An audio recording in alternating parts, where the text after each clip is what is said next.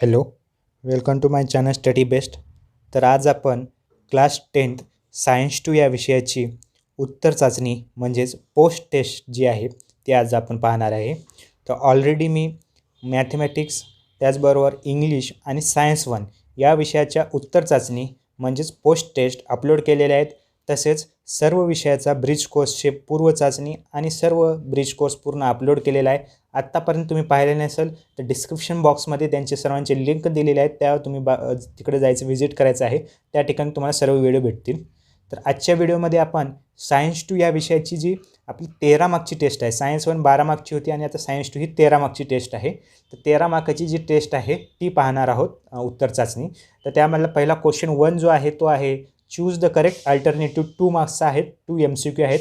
तर त्यापैकी पहिला MCQ, to bring about plant growth is the main function of dash dash tissue. तर या ठिकाणी आपल्याला 4 ऑप्शन दिले आहेत.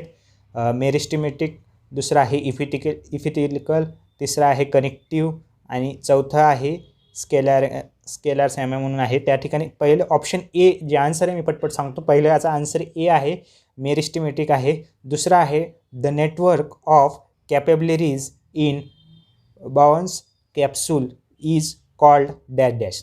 तर या ठिकाणी पण तुम्हाला ऑप्शन दिलेले आहेत वेगवेगळे. सेंट्रल कॅनल आहे, ॲक्झॉन आहे, ग्लॅमरुल्स आहे आणि निफॉन आहे. तर यामधले सी जे उत्तर आहे, जे ग्लॅमरुल्स जे म्हणून आहे ते उत्तर बरोबर आहे. त्यानंतर त्यामध्ये सेकंड सब क्वेश्चन असा आहे की answer whether the following statement are true or false. एकच स्टेटमेंट दिलेलं आहे, ते ट्रू ऑर फॉल्स आपल्याला सांगायचं आहे.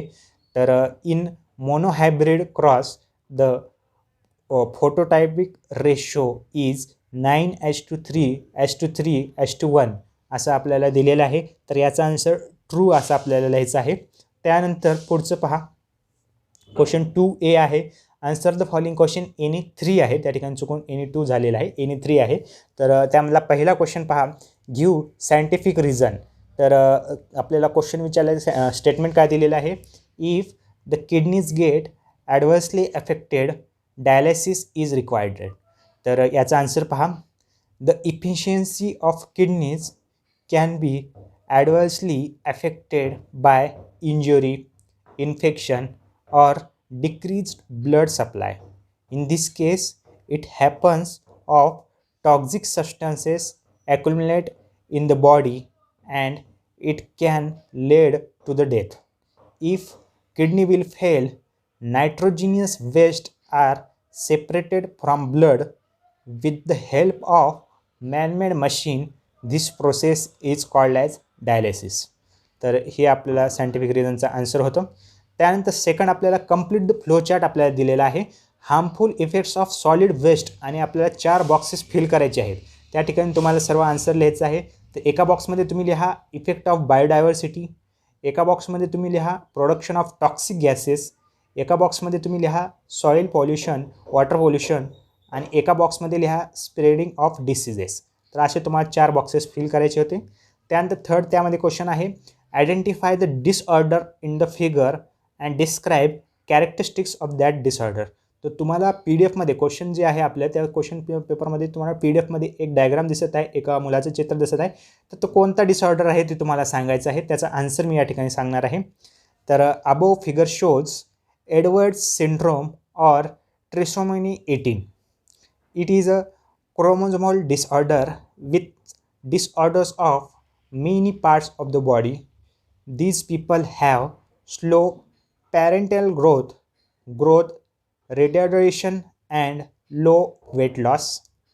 Affected individuals may develop heart defects and disorders of other organs before birth. तर हे त्या डिसीजबद्दल एक्सप्लेनेशन होतं.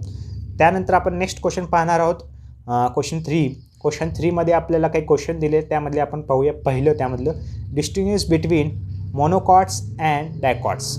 तर पहिल्यांदा आपण सुरुवातीला या ठिकाणी डायकॉट्सचं जे आहे ते एका लिहिणार आहे एका बॉक्समध्ये आणि दुसऱ्या बॉक्समध्ये मोनोकॉट प्लॅन्टबद्दल लिहिणार आहे. तर पहिल्यांदा प्रॉपर्टीज इकडे लिहिलेले आहेत लेफ्ट हँड साईडला. सीड जी आहे ती डायकॉटमध्ये काय असते, 2 कॉटिलेडन्स असतात आणि मोनोकॉटमध्ये सिंगल कॉटिलेडन्स असतात. त्यानंतर रूट जे आहे इकडे डायकॉटमध्ये वेल डेव्हलप्ड प्रायमरी रूट असतं आणि मोनोकॉटमध्ये फायब्रस रूट असतं. स्टीम जे आहे डायकॉट्समध्ये स्ट्रॉंग असतात आणि मोनोकॉटमध्ये हे हार्ड असतात. लिप जे आहे डायकॉट्समध्ये रेटिक्युलेट व्हेंटिलेशन असतं आणि मोनोकॉट्समध्ये पॅरलल व्हेंटिलेशन असतं. अशा प्रकारे आपल्याला डिफरन्स या ठिकाणी लिहायचा होता. त्यानंतर सेकंड क्वेश्चन पहा, डिफाईन द फॉलोइंग अँटीबायोटिक्स आणि DNA फिंगरप्रिंटिंग याचे आपल्याला डेफिनेशन करायचे आहे. तर त्यापैकी पहिलं आपण अँटीबायोटिक्सची डेफिनेशन पाहूया. Carbon compounds obtained from some bacteria and fungi किंवा fungi or for destroying or preventing the growth of harmful micro organisms are called as antibiotics. Definition वेगवेगळी असू शकते, तुम्हाला बुकमध्ये थोडी वेगळी असेल तर वेगळी असू शकते, पण तुम्हाला कोणतीही डेफिनेशन लिहिली तर तुम्हाला या ठिकाणी मार्क्स भेटणार आहेत. अँटीबायोटिक्सची डेफिनेशन लिहायची आहे. त्यानंतर आपल्याला DNA फिंगरप्रिंटिंगची लिहायची आहे डेफिनेशन. याची ॲक्च्युअल डेफिनेशन एक्झॅक्ट नाही आहे, मग त्याबद्दल इन्फॉर्मेशन आहे ती तुम्ही डेफिनेशन म्हणून यूज करू शकता. The sequence of genes in the DNA of a person that is genome of person is identified.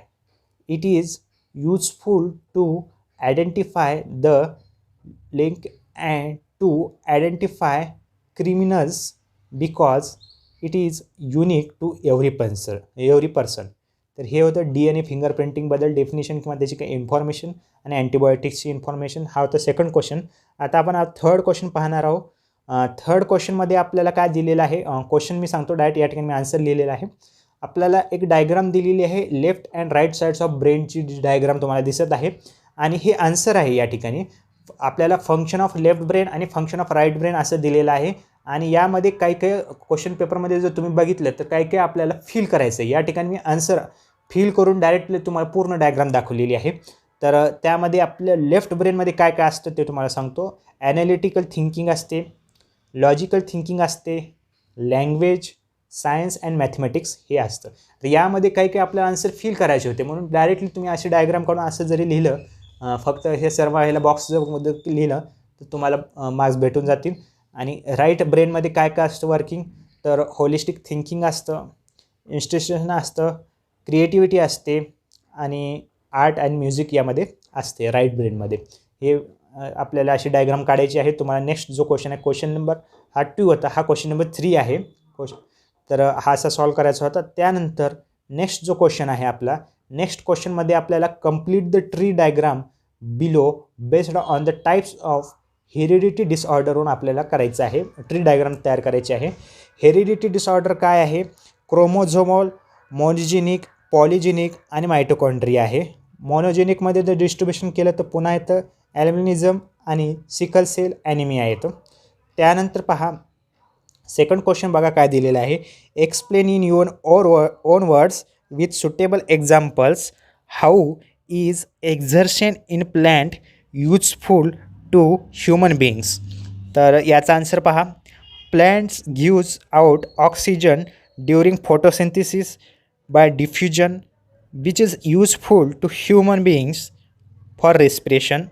Some waste materials of plant, for example gum, resin, latex of rubber are useful to humans. त्यानंतर third जो question आपल्या यामध्ये दिलेला आहे, observe the figure carefully and answer the following question. तुम्हाला एक figure दिलेली आहे, त्यानुसार आपल्याला आन्सर करायचं आहे. ही फिगर आहे, तुम्हाला व्यवस्थित लक्ष द्यायचे आहे. यावर रिलेटेड काही क्वेश्चन्स विचारलेत, त्याचे आन्सर आता आपण पाहणार आहोत. हे फिगरचे क्वेश्चन्स बघा काय काय आहे. त्यामध्ये पहिलं बघा, व्हॉट हॅपन ॲट 1 and 2. या ठिकाणी नंबर दिलेले आहेत, त्या नंबरनुसार तुम्हाला आन्सर करायचं आहे. 1 and 2ला काय होतं, at 1 stimulus of heat is received by thermoreceptor of the skin. At 2 the hand is withdrawn instantly. त्यानंतर सेकंड क्वेश्चन आहे बीमध्ये, which is nerve shown by 4. तर याचा आन्सर आहे the nerve shown by 4 is association neuron. It is present in gray matter of spinal cord. It receives the sensory impulse, intercepts it and generate impulse. त्यानंतर पुन्हा आपल्याला C question यामध्ये विचारलेला आहे. At 7 where was impulse reached. तर याचा answer पहा. At 7 the impulse has reached the muscle of hand. As a result, the muscle contract and the blood is withdrawn instantly in the response to stimulus to hit. अशा प्रकारे आपल्या ह्या 3 क्वेश्चनचे answer लिहायचे होते. त्यानंतर आपल्याला नेक्स्ट क्वेश्चन दिलेला आहे. DNA आपल्याला एक्सप्लेन करायचे with the help of diagram करायचं आहे. तुमच्या बुकमध्ये येऊन तुम्ही आन्सर लिहू शकता किंवा हे आन्सर लिहू शकता. DNA is a very large single molecule also called as monochromomolecule. It has double helix structure similar to a ladder which is twisted at both ends. The DNA molecule is made up of basic materials are called nucleotides and each nucleotide is made up of 3 components. तर तुम्हाला अशा प्रकारची diagram काढायची आहे. तुमच्या बुकमध्ये आणखीन यापेक्षा सोपी असू शकते किंवा अशी डायग्राम जरी तुम्ही काढली तरी सफिशियंट आहे DNAची. त्यानंतर यामध्ये कंटेंट आहे, शुगर आहे, फॉस्फेट ग्रुप्स आहे.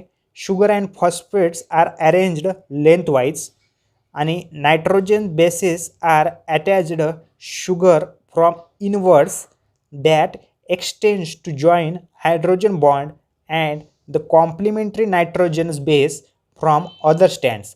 आणि नायट्रोजन बेसेस कोणकोणते आहेत? ॲडेनिन आहे, एनं डिनोट करतो, गनाईन आहे, जीनं करतो, सायटोसाईन आहे, सीनं डिनोट करतो आणि चौथा आहे थायमाईन आहे ते टीनं डिनोट करतो. एवढी इन्फॉर्मेशन जरी लिहिली तरी आपल्याला सफिशियंट आहे. त्यानंतर पुढचं जे आहे वेदर फॉरकास्टिंग आणि डिझास्टर मॅनेजमेंटमधलं आपल्याला या ठिकाणी क्वेश्चन विचारलेला आहे. शेवटचा क्वेश्चन आहे आजच्या व्हिडिओमधला. तर weather forecasting and disaster management go hand in hand. Weather forecasting helps in predicting the weather of the area for next 2 to 3 days. Any kind of unfavorable changes which could occur in the near futures are predicted by the meteorological department. For example, if there are any chances of cyclones, dust storm or heavy rainfall, the authorities can be informed prior about these development and the required measures can be taken. The fishermen are alerted by the concerned agency about heavy rainfall or high tides so that they do not enter the sea during this time. If we know that a disaster may be occur during a definite period of time, disaster management can be helpful in reducing the loss to lives and property. The disaster management teams and the local people can be informed about it and the required precautions can be undertaken. तर अशा प्रकारे तुम्हाला 3 मार्क्सचा हा question होता. तर तुम्हाला अशी information लिहायची आहे याबद्दल. तर अशा प्रकारे आपला हा सायन्स 2चं जी उत्तर चाचणी होती, पोस्ट टेस्ट जी होती ती कंप्लीट झालेली आहे. तुम्हाला जर व्हिडिओ आवडला असेल तर प्लीज लाईक करा, तुमच्या फ्रेंड्सबरोबर शेअर करा आणि चॅनलला सबस्क्राईब करायला विसरू नका. त्याचबरोबर कमेंट बॉक्समध्ये सांगा की तुम्हाला दुसऱ्या कोणत्या विषयाची उत्तर चाचणी पाहिजे, त्यानुसार या पुढची व्हिडिओ बनवण्यात येतील. थँक्यू.